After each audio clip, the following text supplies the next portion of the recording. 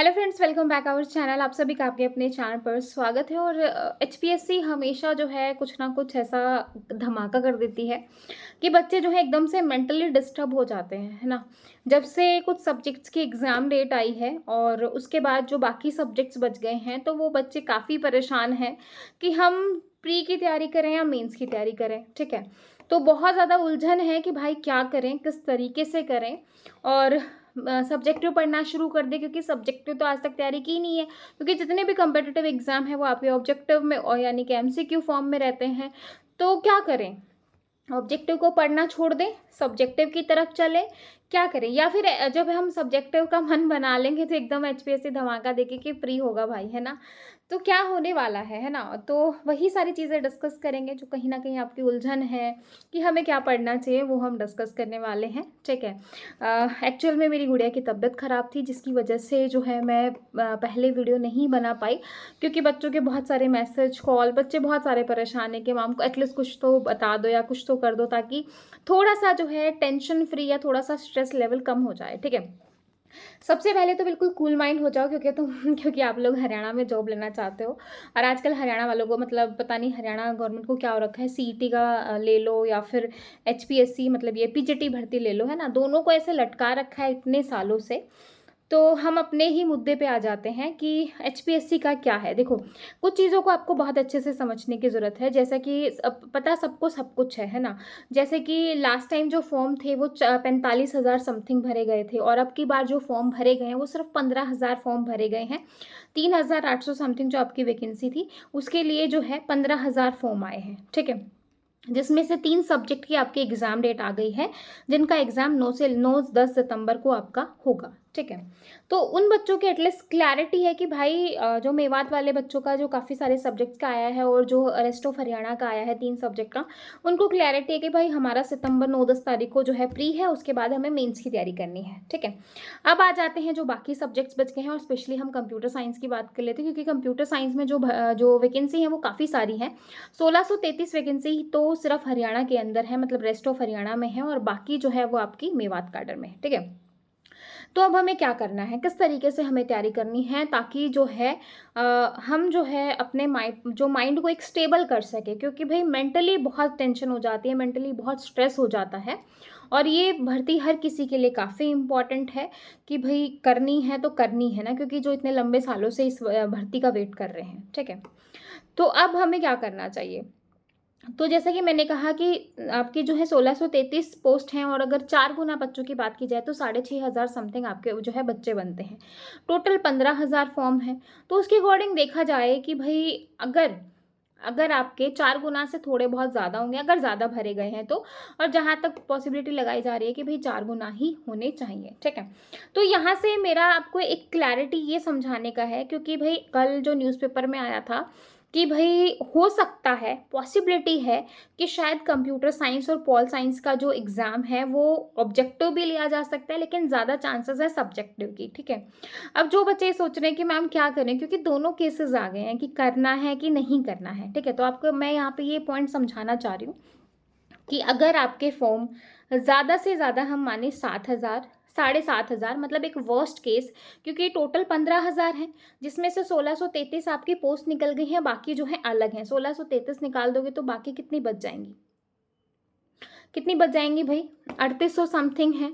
3800 something है, तो मेरे ख्याल से जो है 2200 के आसपास आपकी पोस्ट बच जाएंगी। 3800 में से अगर 1600 को भी माइनस करते हो तो 2200 के समथिंग रह जाएंगे, है ना। तो आप खुद सोचो कि अगर 2200 जो 2200 पोस्ट हैं उनके लिए अगर 8 से 8,500 फॉर्म भरे गए हैं या 9,000 फॉर्म भरे गए हैं, तो फिर आपके कम है, ठीक है। और अगर आपके ज़्यादा हैं तो मतलब इतने ज़्यादा नहीं है 4 गुना से, ठीक है। और आप 3 से 4 सालों से जो आप ऑब्जेक्टिव की ही प्रिपरेशन करते आ रहे हो, तो आपको ऑब्जेक्टिव में सिर्फ 25% लेना है, क्योंकि भाई उसमें से कुछ बच्चे ऐसे होंगे जिनकी ऑलरेडी कहीं न कहीं जॉब है, या फिर जिन्होंने फॉर्म भर दिया है, ठीक है, जिनको है, ठीक है। तो मतलब हो सकता है, तो भई ये है कि भई आप अगर इतने सालों से तैयारी कर रहे हो, तो आपकी एक तैयारी जो है वो अच्छे लेवल पे होगी ऑब्जेक्टिव की अगर मैं बात करूँ तो, ठीक है। तो कहीं न कहीं आप अपने माइंड को सेट कर लो कि भाई अगर जो है एग्ज़ाम जो है, अगर प्री होता भी है, तो हमारी इतनी तैयारी है कि भई, क्योंकि इतने ज़्यादा बच्चे नहीं हैं कि भई आपको जो है मतलब ज़्यादा से ज़्यादा 4 गुना में कितने बच्चे एक्स्ट्रा होंगे? 100, 200, 400, 500 इतने हो सकते हैं, 500, 600, है ना? मतलब इतने 400, 500 बच्चे एक्स्ट्रा हो सकते हैं। बाकी जो है वो अगर 7,000 बच्चे माने हम, एक वर्स्ट केस की मैं बात कर रही हूँ, 7,000 बच्चे आप कंप्यूटर साइंस के लिए मान रहे हो, तो बाकी जो है 8,000 बच्चे 2200 पोस्ट के लिए तो होंगे ना, क्योंकि जो 3 पोस्ट आई हैं उनमें कुछ तो होगा आपका, है ना? तो कुल मिला के यहाँ पे कहने वाली बात ये है कि भई आपकी जो चांसेस हैं, या तो आपका है कि आपका सब्जेक्टिव होगा। अगर बाई चांस जैसा कि है कि भई एचपीएससी के हाथ में है कि वो क्या करता है। अगर 100, 200 या 400, 500 बच्चे एक्स्ट्रा हैं, तो भई आपकी अगर 3 से 4 सालों की तैयारी है, तो आराम से आप उन 400-500 बच्चों को कम्पीट कर सकते हो, क्योंकि वो ओनली क्वालिफाइंग है। ऐसा नहीं है कि आप प्री में बहुत अच्छा परफॉर्मेंस कर लोगे तो उसके जो मार्क्स हैं वो मेंस में जुड़ेंगे। आप ये गांठ बांध लीजिए कि अगर आप 100 में से 70 नंबर 80 नंबर भी ले रहे हो तो वो अननेसेसरी है, क्योंकि जो आपका सिलेक्शन होगा वो सब्जेक्टिव वाले पेपर से होगा। किससे होगा? सब्जेक्टिव वाले पेपर से होगा। तो कहीं ना कहीं आप ये सोचो, ठीक है मैंने जितना प्री पढ़ना था, जितना करना था कर लिया। अगर अब एचपीएससी एग्जाम डेट देती है प्री की, तो मैं लास्ट के 1 महीने एमसीक्यू को पढ़ा जो है, जितना आपने पढ़ा है उसको प्रैक्टिस करूँगा, रिवाइज़ करूँगा, देन मैं एग्ज़ाम दे दूँगा। क्योंकि आपको जो है 30 से 40% अपना टारगेट रखना है। आपको कोई मेरिट लिस्ट में नहीं आना, क्योंकि आ भी जाओगे तो कोई फ़ायदा नहीं है, क्योंकि मेरिट लिस्ट जो है वो आपको सब्जेक्टिव से बनेगी। कुल मिला के बात यहाँ पे ये है कि भाई आपको लिखना सीखना है, ठीक है? तो अब जो है, अब जो आपके कोर वाले सब्जेक्ट्स हैं, मेरा यहाँ पे कहने का मतलब ये है कि भाई अगर आप इतने सालों से सीरियस हैं और इतने सालों से तैयारी कर रहे हैं, तो ऑब्जेक्टिव पेपर आप निकाल सकते हो। इतना कॉन्फिडेंस तो आपके अंदर होना चाहिए। और जो मेरे जो जो एनएस क्लासेस वाले बच्चे हैं, डेफिनेटली उनके अंदर होगा कि हम 40% आराम से जो है वो ले सकते हैं 100 में से, है ना? मतलब कंप्यूटर साइंस में 100 में से 40 नंबर, 45 नंबर आप ले सकते हो। बाकी बचा हमारा सब्जेक्टिव वाला पार्ट। तो अब जो हमें फोकस करना है वो हम सब्जेक्टिव पे करेंगे, क्योंकि हमें यहाँ से ये पता चल गया है कि भाई ज़्यादा बच्चे नहीं हैं, ज़्यादा बच्चे हैं ही नहीं कि जिन्हें हमें कम्पीट करना है। हमारे पास 4 गुना तो सारे ही हैं। अगर 400-500 बच्चों को छोड़ना है तो आप 400-500 बच्चों को तो छोड़ ही सकते हो भाई। इतने सालों की मेहनत, आपको इतना तो कॉन्फिडेंस है खुद के ऊपर, ठीक है? तो अब जो आपको करना है, अब आपको सब्जेक्टिव की तरफ बढ़ना है, ठीक है? जो चाहे चाहे वो कंप्यूटर साइंस वाले हों या पोल साइंस वाले हों, क्योंकि 2 ही सब्जेक्ट्स की पॉसिबिलिटी बताई गई है, ठीक है? बाकी तो सबका बोल रहे हैं कि डायरेक्ट ही होगा। तो हो सकता है कि भई जो है अ तो आपका प्री का जुड़ेगा नहीं। मेंस की अगर मैं बात करी थी, तो मेंस में अपना जो है अब लिखना सीख लीजिए। जो है मैंने आप लोगों को नोट्स प्रोवाइड कर रखे हैं, क्योंकि लिखने में क्या होता है, लिखने की मैं एक अलग से वीडियो बनाऊँ, क्योंकि लिखने में भी क्या है, हमारे पास पैटर्न तो आ गया है कि भाई एक्स जो है टोटल 18 क्वेश्चन देंगे, जिसमें से 3 क्वेश्चन एक्स्ट्रा होंगे। बहुत अच्छी बात है। 3 क्वेश्चन में आप चॉइस कर सकते हो कि भाई ये 3 क्वेश्चन मुझे नहीं करने, सिर्फ आपको 15 क्वेश्चन करने हैं। वो 15 क्वेश्चन आपके 10-10 नंबर के होंगे और आपको जो है 3 घंटे का टाइम दिया जाएगा और जो है 150 क्वेश्चन का आपका पेपर आएगा, ठीक है?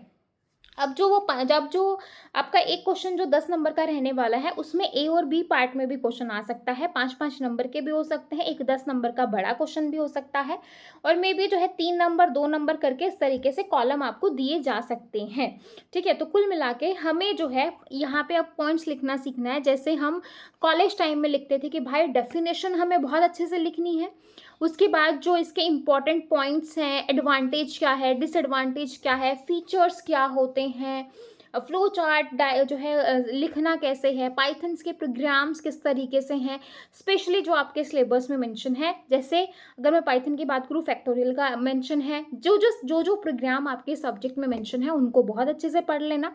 अपने सब्जेक्ट से आउट ऑफ हमें करने की ज़रूरत नहीं है, ठीक है? और बाकी बचे जो आपके कोर वाले सब्जेक्ट्स हैं, अगर मैं यहाँ पे आपको कोर वाले सब्जेक्ट्स की बुक बताने लग जाऊँ कि भाई आपको ये वाली बुक उठानी है, तो अब जो स्टैंडर्ड बुक्स अगर आप उठाओगे तो आपका दिमाग घूम जाएगा, क्योंकि वो इतनी मोटी मोटी बुक्स हैं। और उसमें से जो है जो इम्पॉर्टेंट क्वेश्चन निकालना, फिर उन इम्पॉर्टेंट में से कुछ, क्योंकि आपको एक लिमिट भी मिलेगी क्वेश्चन लिखने की।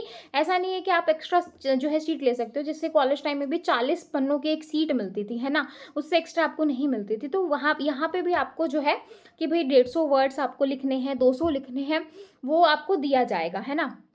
तो एक लिमिटेड जो है उसमें एक आपको बेस्ट क्वालिटी ऑफ कंटेंट आपको वहाँ पे लिख के आना है, ताकि आप 35% तो मिनिमम है, क्योंकि भाई 2 गुना बच्चे जो हैं वो इंटरव्यू के लिए जाएंगे। तो यहाँ पे आपको अपनी रिटन स्किल्स को और आपके जो है पॉइंट्स को, जो आपके याद करने की कैपेसिटी जो रह गई है, छूट गई है, उसको हमें अभी इम्प्रूव करना है, क्योंकि 2 से 3 महीने में हमें जो है स्टैंडर्ड बुक्स को करना है। और स्टैंडर्ड बुक्स आप सभी को पता है, क्योंकि सब देखो लाइब्रेरी मतलब ऑलमोस्ट ज़्यादातर बच्चों ने लाइब्रेरी से पढ़ी हुई हैं, क्योंकि लाइब्रेरी में बुक्स मिल जाती थी तो कोई पैसे नहीं लगाता था, ठीक है, सीधी सी बात है। लेकिन आपने बुक्स हर किसी ने देख रखी हैं कि भाई इतनी मोटी मोटी बुक्स हैं, उनको अभी आप देखोगे तो दिमाग खराब हो जाएगा, ठीक है। तो अब यहाँ पे जो है स्मार्ट वर्क होगा। आप ये नहीं सोच सकते कि मैं एक एक बुक, पूरी बुक को उठाऊं, या सारी बुक्स को जो स्टैंडर्ड बुक्स हैं उनको मंगवा लेते हैं, या फिर उनकी पीडीएफ को डाउनलोड कर लेते हैं और ऐसा हो जाएगा वैसा हो जाएगा, जो कि अभी जो 2 से 3 महीनों में ये पॉसिबल नहीं है। आपको जो है यहाँ पे स्मार्ट वर्क करना पड़ेगा। आपको जो है जैसे ऑपरेटिंग सिस्टम हो गया, उसके इंपॉर्टेंट क्वेश्चन निकालने पड़ेंगे, कंपाइलर डिज़ाइन के निकालने पड़ेंगे, टीओसी के निकालने पड़ेंगे, डेटा स्ट्रक्चर के निकालने पड़ेंगे, एल्गोरिथम के निकालने पड़ेंगे, और उनको लिखना पड़ेगा। क्योंकि भाई स्टैंडर्ड बुक्स में से अगर आप क्वेश्चंस निकालने बैठ गए तो उनको बनाना भी पड़ेगा और फिर उनको याद भी करना है, तो जो कि बहुत टाइम टेकिंग प्रोसेस है, ठीक है। तो ऐसा नहीं है कि आप लोगों को कुछ नहीं आता। ऑब्जेक्टिव भले ही आपने प्रिपरेशन किया हो, लेकिन आपको पता सब कुछ है कि ये चीज़ें होती हैं, ऐसे ऐसे स्टेप्स होते हैं, बस उनको आपको एक लिखने की प्रैक्टिस में लाना है, ठीक है। अब प्रॉपर जो है अब आप कहोगे कि मैडम आपने तो बुक्स के ही बता दी कि नहीं करनी है ना, तो किस तरीके से करें। तो वो सारी चीज़ें मैं आपको नेक्स्ट वीडियो में बताऊंगी कि प्रॉपर अब हमें सब्जेक्टिव की तैयारी किस तरीके से करनी है। इस वीडियो से कहीं ना कहीं आपके माइंड में ये क्लैरिटी हो गई होगी कि भाई ऑब्जेक्टिव तो जितना हो गया है ठीक है, उसको आप साइड बाई साइड करो, लेकिन ऑब्जेक्टिव को आप लिखने की प्रैक्टिस में ले लो। अगर आप चलो ये मान के चलो कि प्री होगा, है ना, लेकिन जो भी आप याद कर रहे हो, जो भी क्वेश्चन आ रहा है, कुछ भी आ रहा है, आप उसको लिखने की प्रैक्टिस में ले लो। सीधी सी बात ये है, आपके माइंड में बस ये हो जाए कि भाई अब मैं सब्जेक्टिव के लिए कर रहा हूँ, ऑब्जेक्टिव मेरा बहुत अच्छा हो गया है, ठीक है। जैसे जो आईएएस की तैयारी भी करते हैं तो जो प्री होता है उसके साथ साथ मेंस को भी लेके चलते हैं, उनके साथ साथ जो है सब कुछ रहता है। तो आपको भी उसी तरीके से अपनी चीज़ों को लेना पड़ेगा।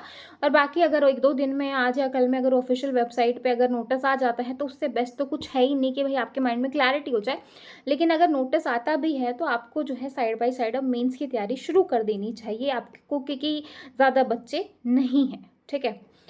तो यही था पूरा समरी। और अब जो है ज़्यादा स्ट्रेस आउट मत हो कि मैम जब भी हमारा पढ़ने का मन बनता है, सुरूर होता है हमें, तो ये जो जो आपकी एचपीएससी है ना, ये जो है दिमाग ख़राब कर देती है, मेंटली हमें डिस्टर्ब कर देती है।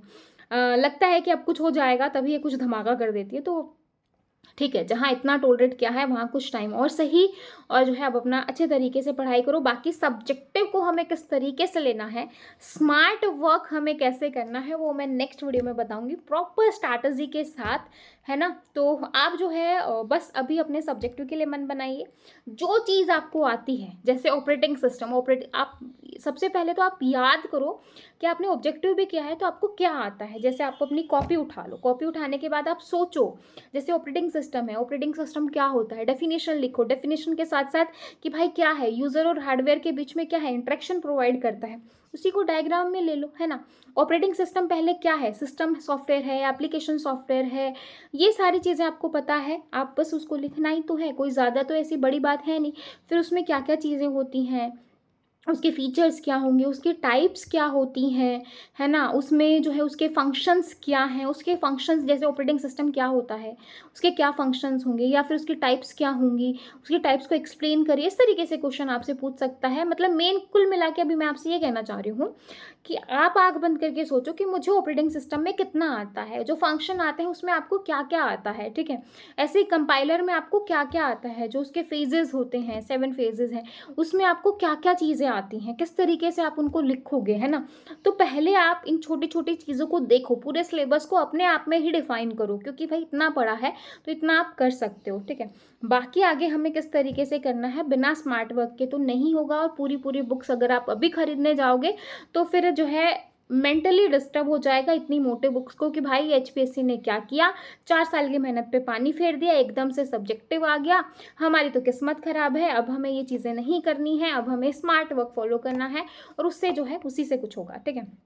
अब यही वीडियो देख के कई बच्चे कहेंगे मैडम क्या ही नया बता दिया। नया नहीं है लेकिन जो है पुराना ही है, लेकिन कुछ बच्चों को मेंटली पीस ज़रूर मिलेगा, कुछ क्लैरिटी तो डेफ़िनेटली होने वाली है। आपको काफ़ी कुछ चीज़ें जो हैं यहाँ से पॉइंट्स आपके क्लियर होंगे। कुल मिला के अभी अपनी एक फ्रेश कॉपी बनाओ, फ्रेश कॉपी से अपने जो है कोर्स सब्जेक्ट्स को लिखो, कहीं से कुछ देखने की ज़रूरत नहीं है, पहले खुद नोट डाउन करो कोर्स सब्जेक्ट में। अब कोर्स सब्जेक्ट में खुद देखो कि भाई क्या-क्या है, आँख बंद करके खुद सोचो, जब आप सोचोगे ना तो आपको बहुत सारी चीज़ें आएँगी और आपको एक कॉन्फिडेंस फील होगा। और जब मोटिवेशन आ जाएगा ना, कॉन्फिडेंस आ जाएगा कि भाई मैं कर सकता हूँ, अरे मुझे इतना कुछ आता है। अभी तक ये सोच रहे हो कि भाई ऑब्जेक्टिव सब्जेक्टिव दोनों डिफरेंट है, लेकिन जब आंख बंद करके लिखोगे और जब आपको इतना सारा लिखा हुआ दिखेगा ना, तो आपके अंदर जो कॉन्फिडेंस आएगा वही है एग्जाम क्लियर करने का जज्बा। क्योंकि डिमोटिवेट हो जाओगे चाहे कितना भी आता हो, एग्जाम क्लियर नहीं होगा। Motivation, full energy, positivity and smart work follow करोगे तो एग्जाम क्लियर होगा। और वही आपको अपने अंदर लाना है। और वो कैसे आएगा, जब आप खुद खुद के अंदर, आपके अंदर कॉन्फिडेंस आएगा। आप खुद जब देखोगे ना कॉपी को भरा हुआ कि अरे ये सब मैंने ही लिखा है, अच्छा ये सब मुझे ही आता है, ठीक है, तो आपको आएगा भाई कॉन्फिडेंस, ठीक है। तो वही आपको लेके आना है। तो वीडियो जो भी बच्चा देख रहा है उसके बाद जो है ये काम करके देखो। करके देखने के बाद आपको जो है एक अच्छा फील आएगा। और उसके बाद जो है अपनी एक फ्रेश कॉपी बनाओ और सब्जेक्टिव को उठाओ, ठीक है। वीडियो अच्छी लगी हो, पॉजिटिविटी आई हो, मोटिवेशन आया हो तो प्लीज़ कमेंट सेक्शन में ज़रूर कहिएगा। और आप चाहते हो कि सब्जेक्टिव के लिए एक प्रॉपर स्मार्ट वर्क के साथ में स्ट्रैटेजी लेके आऊँ तो भी कमेंट सेक्शन में ज़रूर बता दीजिएगा। फिर मिलेंगे नेक्स्ट वीडियो में, तब तक के लिए bye bye, take care, thank you.